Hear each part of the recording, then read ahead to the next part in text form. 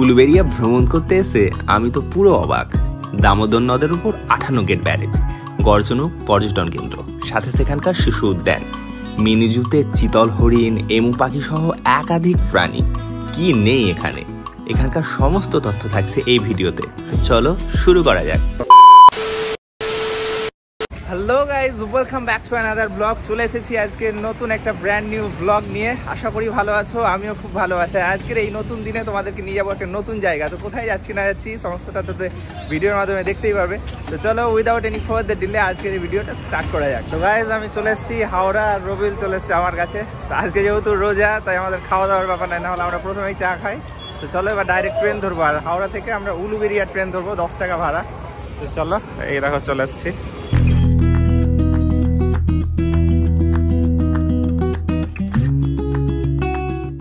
6:55 হাওড়া উলুবেড়িয়া লোকালে উঠে পড়েছি।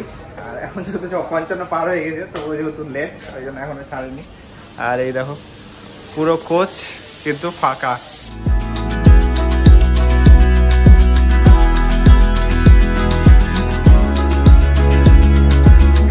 আমরা পৌঁছে গেছি উলুবেড়িয়া স্টেশনে। আর এই দেখো স্টেশন 1 নম্বর প্ল্যাটফর্মের দিক দিয়ে আমরা বেরিয়ে প্রথমে কিন্তু চলে যাবো গর্জনক পর্যটন কেন্দ্রে। আর সেইখানে যাওয়ার জন্য আমাদের যে 58 নম্বর গেট বলে জায়গাটা আছে, ওইখানে যাব। তো চলো বাইরে গিয়ে টোটো কিংবা অটো ধরে সেখানে যাব, আর বাকি রাস্তাতে কথা হচ্ছে। চলো এই গেট দিয়ে আমরা বেরোলাম, আর এই গেট দিয়ে বেরিয়ে এই সামনে যেটা রাস্তা আছে, এই বরাবর রাস্তাতেই অটো পাওয়া যাবে। এই অটোগুলোতেই উঠতে হবে আমাদের। এদিকেও রাস্তা আছে, এদিকেও, কিন্তু ওইদিকে না, এই সোজা সামনেরটাতেই আমাদেরকে উঠতে হবে। আমরা চলে এসেছি 58 গেটের কাছে। আর এখানে নেমেই দেখো বিভৎস ভিড়। মানে এই জায়গাটাতে মেনলি আজকে শুক্রবার, আর শুক্রবার এখানে হাট বসে, তাই এইরকম ভিড়। 58 গেট নাম হওয়ার পেছনে একটা কারণ আছে, সেটা চলো তোমাদের একটা ফাঁকা জায়গায় গিয়ে বলছি। তার আগে দেখো এখানে আজকে বাজার হাট এখানে সমস্তটাই বসে, পুরো ভিড় হয়ে আছে। আমি ওই দেখো ওই ওপরের রাস্তাটাই ছিলাম, আর রাস্তাতে কত ভিড় তোমরা দেখলে, তাই কথা বলা যাচ্ছিল না, তাই সেখান দিয়ে নেমে গেলাম। এই ফাঁকা জায়গা আছে একটা দেখো, তো এই জায়গাতে নেমে তোমাদের বলার জন্য এলাম। এই জায়গাটার নাম 58 গেট কেন? এই দেখো এই সামনে একটা নদী দেখতে পাচ্ছ তোমরা, এটাকে বলা হয় বাংলার দুঃখের নদী দামোদর, তোমরা সবাই জানো। আর এই দামোদর নদের ওপরেই কিন্তু একটা ব্যারেজ আছে। এই দেখো এই ব্যারেজটা দেখতে পাচ্ছ, সেই ব্যারেজেই কিন্তু 58টা গেট আছে, তাই জন্য এই জায়গাটার নাম 58 গেট। এবার 58টা গেট শুনে তোমরা ভাববে হয়তো কতটা চওড়া এই নদীটা। এই দেখো, কিন্তু সেই রকম কোনো ব্যাপারই না, খুবই মানে নর্মাল নদী যেমন চওড়া হয় সেই রকমই, কিন্তু গেটগুলো যেহেতু ছোট ছোট, মানে এক একটা গেট মোটামুটি 4-5 ফিট মতো চওড়া, 5 ফিটও হবে না, 4 ফিট মতো হবে, তাই জন্যই কিন্তু এখানে 58টা গেট তৈরি হয়ে গেছে। আর সেই জন্যই এই জায়গাটার নাম কিন্তু 58 গেট। এই দেখো ব্রিজের ওপর লেখা আছে যানবাহন রাখা নিষেধ। আর এত পরিবার হাটফাট বসেছে রবিউল। যানবাহন তো বাদ দাও, এই দেখো প্রচুর দোকান টোকান তো বসেছে, গাড়ি টাড়িও আছে। ব্রিজটা পার করে আমরা এই দেখো এখানে এসে পৌঁছেছি। এই বোর্ডটা আছে এইখানে, মানে এইখানে অটোগুলো এখানে দাঁড়ায়। আর এরই ডান সাইডে ওই সাইডটাই, চলো দেখাচ্ছি তোমাদেরকে, এই সাইডটায় আছে গর্জনক পর্যটন কেন্দ্র, একদম সামনেই। তো আমরা আজকে সেইখানে এসেছি।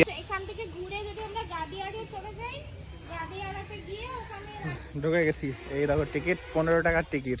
এই গেট দিয়ে আমরা ঢুকলাম, আর ঢুকেই কিন্তু সামনে এগোতে থাকছি। এই দেখো সামনে, এর ভেতরে অনেক কিছু আছে, আর সঙ্গে চিড়িয়াখানা আছে, তাছাড়া বোটিং ফোটিং করা যায়, আরো অনেক কিছুই আছে শুনেছি।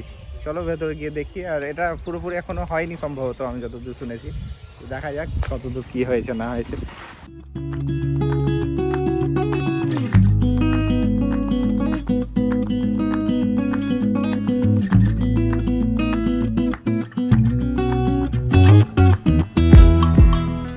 লম্বা রাস্তা ধরে হাঁটতে হাঁটতে কিন্তু আমরা একদম শেষ মুহূর্তে পৌঁছেছি। এরপরে রাস্তা আছে, কিন্তু রাস্তার আগেও এখান দিয়ে একটা গেট আছে। এটা হচ্ছে শিশু উদ্যান, মানে বাচ্চাদের খেলার জন্য একটা পার্ক এখানে আছে, মানে পার্কের ভেতর আবার পার্ক। এখানে টিকিট লাগে না, ওই সেম 15 টাকার টিকিটের মধ্যে দিয়ে এখানে ঢোকা যায়। তো চলো এর ভেতরে এবার যাবো। পার্কে ঢুকে এরকম বাচ্চাদের খেলার জায়গা করা আছে, বড়রাও দুলছে। আর এইখানে আছে একটা স্লাইডিং এর এই জিনিসগুলো, আর তাছাড়া বসার জায়গা টায়গা তো আছেই, মাঝামাঝি একটা গাছ, আর এই দিকেও একটা জায়গা, মানে এই হচ্ছে একটা ব্যাপার। আর ওই পেছন দিকটা একটা বোটিং কাউন্টার আছে, চলো সেই দিকে যাই। তোরে অনেকটাই চলে এসেছি, মানে এই চিলড্রেন্স পার্কের ভেতরে। আর এই সব জায়গাতে এইরকম বসার জায়গা অনেক জায়গায় করা আছে। আর এই জায়গাতে দেখো এখানে টিকিট কাউন্টার আছে। টিকিট কাউন্টারটা হচ্ছে এখানে বোটিং এর ব্যবস্থা আছে।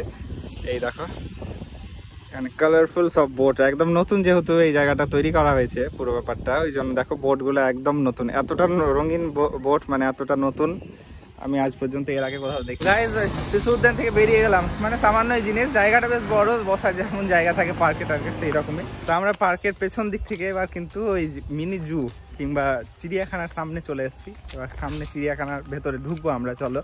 ভেতরে অনেক কিছু আছে, আশা করা যায় দেখবো। তার আগেই দেখো বাইরে আমাদেরকে কিন্তু একটু ডেমো দিয়ে দিয়েছে কি কি থাকতে পারে। মোগলিও আছে এখানে, অনেক রকম প্রাণী আছে, এখানে একটা আছে। চলো ভেতরে যাই। এখানে আবার আলাদা টিকিট কাটতে হবে, চলো ভেতরে টিকিট কেটে ঢোকাই যাক।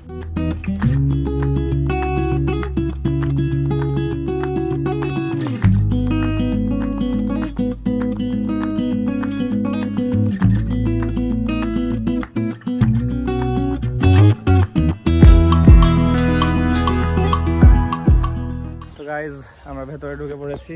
আর ঢুকেই প্রথমেই দেখো পাখির জায়গা করা হয়েছে। বড় পাখির বাসা নাকি রবিউল? বিশাল বড় পাখির বাসা। বিশাল বড় পাখির বাসা। রাস্তাটা দেখো দু সাইড এরকম করে বাঁশের মতো করা আছে, কিন্তু কনক্রিটের, দারুণ সুন্দর দেখাচ্ছে। আর এই দিক দিয়ে আমরা ওইখান দিয়ে ঢুকলাম, ওইখান দিয়ে ঢুকে ভেতরে, এটাই ফার্স্ট রাস্তা। চলো এখান দিয়ে যাব। আর এখানে আছে মাস্কোভি ডাক, দেখতে পাচ্ছি না, ওই জলে আছে সম্ভবত। পাখিগুলো একটাও দেখা যায় না। এই আমাদের সামনে এখন দাঁড়িয়ে আছে এমু পাখি। পা গুলো দেখো কত মোটা মোটা, বিশাল বড়। চিকেন লেগ পিসের দাম কত হবে? 200-250 টাকা হবে মনে হয় নাকি একটা emu leg piece. Leg piece. এখানে পুরো এরিয়াটাই কিন্তু পাখিতে ভরপুর। এই দেখো চারিদিকে পাখি দেখা যাচ্ছে না, আওয়াজ শুনে বুঝতে হবে। এখানে টিয়া পাখি আছে, লাভ বার্ড এগুলোকে বলে। এই দেখো বিশাল কিচিরমিচির করছে, কিন্তু একটাও দেখা যায় না। শুধু এগিয়ে আমি চলে এসেছি। এই দেখো এই জায়গাটা তৈরি হচ্ছে সাপেদের জন্য। এখন যদিও নেই, এখানে পাইথন থাকবে, ইন্ডিয়ান রক পাইথন, কাজ চলছে ভেতরে। সব ঢুকে আছে। মানে জায়গাটা যেমন আমি ইকো পার্কের হরিণালয় দেখিয়েছিলাম সেই রকম টাইপেরই, মানে একটা মিনি জু হিসেবে এটাকে ধরাই যায়, তার কারণ বিভিন্ন রকম এখানে প্রচেষ্টা চলছে। এইখান থেকে ভিউটা দেখো দারুণ লাগছে, পুরো একদম জঙ্গলের মতো একটা ভিউ। এখানে গাছগুলো দেখো আগাছা জন্মে গেছে, আর বিভিন্ন রকম ছোট ফুলের গাছও আছে। এবার পুরো জঙ্গলের মধ্যে দিয়ে আমি হাঁটছি। এই দেখো হচ্ছে পুরো জঙ্গল, তার মধ্যে দিয়েই যেতে হবে। আর এই মাঝে কিন্তু একটা পুকুর আছে, এখানে কিছু দেখতে পাচ্ছি না, তবে কিছু থাকে হয়তো, কুমির টুমিরের এই ব্যবস্থা করা হয়েছে কি জানি। আর এই জায়গাটা পুরো জঙ্গল, পুরো গোল করে এরিয়াটাকে কভার করা হয়েছে এই ছোট্ট রাস্তা দিয়ে। পাশে বাঁশ ঝাড়ের মতো গাছ লাগানো আছে।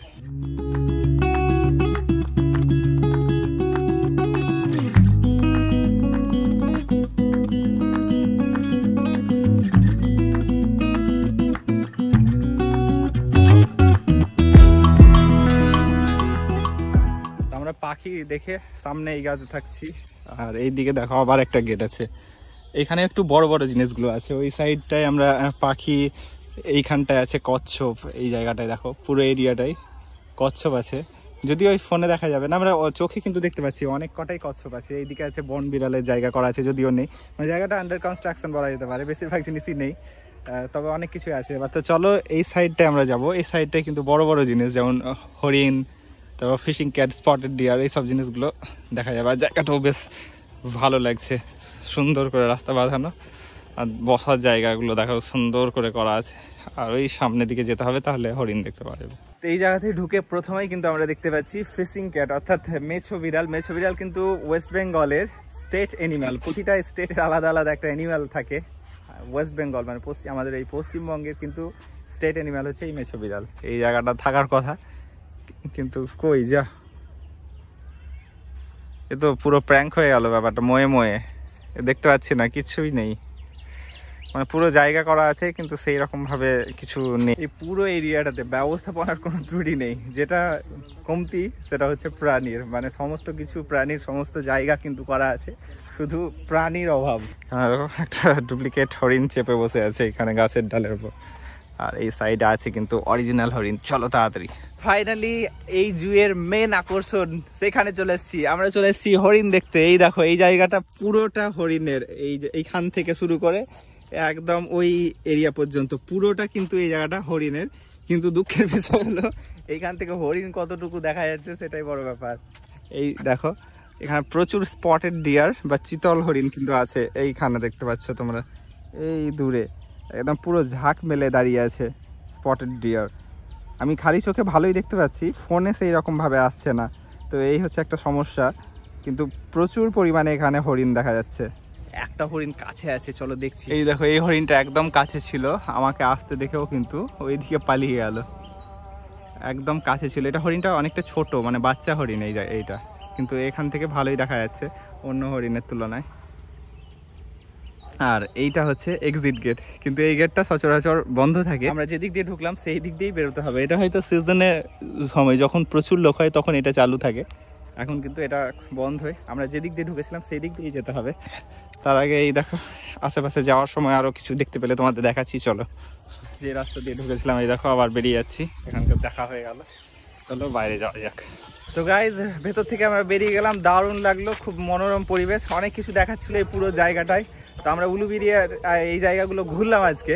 একটা জায়গায় 58 গেটের পাশাপাশি এই গড়চুমুক পর্যটন কেন্দ্র আর সাথে চিড়িয়াখানা ঘুরে নিলাম, ভালো লাগলো সারাদিন। তোমরাও যদি কলকাতা থেকে একদিন মতো সময় পাও তাহলে চলে আসতে পারো, ঘুরে যেতে পারো, দারুণ লাগবে। আশা করি ভালো লাগবে তোমাদেরও আমাদের মতো। তো চলো আজকে ভিডিও আর বড় করছি না, এখানে শেষ করছি। ভালো লাগলে লাইক কমেন্ট শেয়ার করতে ভুলো না। চ্যানেলে নতুন হলে চ্যানেলটিকে অবশ্যই সাবস্ক্রাইব করো, আর ফেসবুক থেকে দেখলে পেজটিকে অবশ্যই ফলো করো। দেখা হচ্ছে নেক্সট ভিডিওতে, বাই বাই।